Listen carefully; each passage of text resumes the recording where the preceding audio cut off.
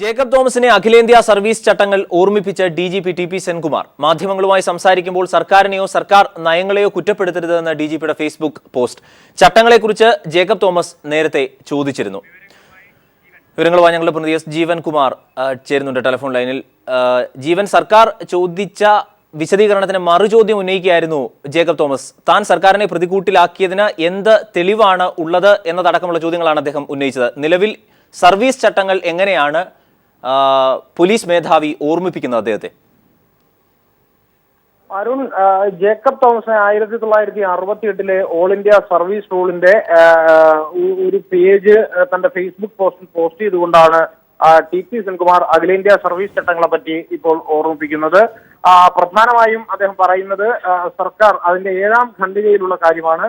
Criticism of government എന്ന തലക്കെട്ടിന് താഴെ സർക്കാരിനെതിരായ വിമർശനങ്ങൾ ഉന്നയിക്കുമ്പോൾ ശ്രദ്ധിക്കേണ്ടത് കാര്യങ്ങൾ എന്നതിനെ സംബന്ധിച്ചാണ് അദ്ദേഹം കാര്യങ്ങൾ പറഞ്ഞിരിക്കുന്നത്, വിശദീകരിച്ചിരിക്കുന്നത്. സർക്കാർ സർവീസിലുള്ള ഒരാൾക്ക് പോലും ഒരു തരത്തിലുള്ള മാധ്യമങ്ങൾ വഴിയോ അല്ലാതെയോ സർക്കാരിനെ വിമർശിക്കാൻ പാടില്ല എന്നതാണ് അഖിലേന്ത്യാ പോലീസ് സർവീസ് റൂളിൽ പറയുന്നത്. എന്നാൽ ഇതേ അഖിലേന്ത്യാ പോലീസ് സർവീസ് റൂളിന്റെ 14-16 ചട്ടങ്ങൾ അനുസരിച്ച് വകുപ്പ് സെക്രട്ടറിമാർക്ക് സർക്കാരിന്റെ മുൻകൂർ അനുമതി ഇല്ലെങ്കിലും വാർത്താ സമ്മേളനം വിളിക്കാം എന്ന ഭാഗവും പറയുന്നുണ്ട്. എന്നാൽ ആ ഭാഗം DGP തന്റെ ഫേസ്ബുക്ക് പോസ്റ്റിൽ പോസ്റ്റ് ചെയ്തിട്ടില്ല. 19 മണിക്കൂറുകൾക്ക് മുമ്പ് DGP TP സെൻകുമാർ ഇട്ടിരിക്കുന്ന ഈ ഫേസ്ബുക്ക് പോസ്റ്റിൽ ജേക്കബ് തോമസിനെ അനുകൂലിച്ചുകൊണ്ട് ആണ് മഹാഭൂരിപക്ഷം പോസ്റ്റുകളും വന്നിരിക്കുന്നത്.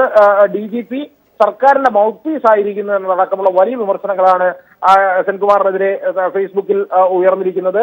കോടതി വിധി അംഗീകരിക്കുന്നു എന്ന് പറയുന്നത് ഈ ചട്ടത്തിൽ എവിടെയെങ്കിലും തെറ്റാകുമോ എന്ന് ഒരാൾ ചോദിക്കുമ്പോൾ പൊതുജനം ഇതെല്ലാം കാണുന്നുണ്ട്, ശരിയേത് തെറ്റേത് എന്ന് അവർക്ക് തിരിച്ചറിയാനാവും.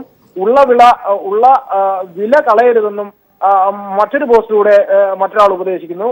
ജേക്കബ് തോമസ് ധീരനാണെന്നും അതോടൊപ്പം സെൻകുമാർ DGP ആക്കിയ ഭരണക്കാരോടുള്ള നന്ദിയാണ് ഈ കാണിക്കുന്നത് എന്നതടക്കമുള്ള വലിയ വിമർശനങ്ങളാണ് ഫേസ്ബുക്ക് പോസ്റ്റ് ഇട്ടതിനു ശേഷം DGPക്ക് നേരിടേണ്ടി വരുന്നത്. അതിന് ഒരുപക്ഷെ സംസ്ഥാന പോലീസ് സേനയുടെ ചരിത്രത്തിൽ 2 DGPമാർ തമ്മിൽ ഇത്തരത്തിൽ കൊമ്പ് കോർക്കുന്നത് സമീപകാല അനുഭവങ്ങളിൽ എവിടെയും ഇല്ലാത്ത ഒരു ചരിത്രമാണ്. നേരത്തെ ജോസഫും അതോടൊപ്പം മറ്റ് ജയറാം പണിക്കലും ഉണ്ടായിരുന്നപ്പോൾ അത്തരത്തിൽ ഏറ്റുമുട്ടിയതായി നമ്മൾ പറഞ്ഞു കേട്ടിട്ടുണ്ട്. എന്നാൽ 2 DGPമാർ മുഖാമുഖം നേരിട്ട് ഏറ്റുമുട്ടുന്നു. സംസ്ഥാന ഒരാൾ ഭരണത്തെ സർക്കാരിനെതിരായ കോടതി വിധിയാണ് ആയുധമാക്കുന്നതെങ്കിൽ മറ്റൊരാൾ സർക്കാരിന് വേണ്ടി തന്നെ പരിപൂർണമായി ശബ്ദിക്കുന്നു. ഇത്തരത്തിൽ പോലീസ് സേനയുടെ നൽകിയത്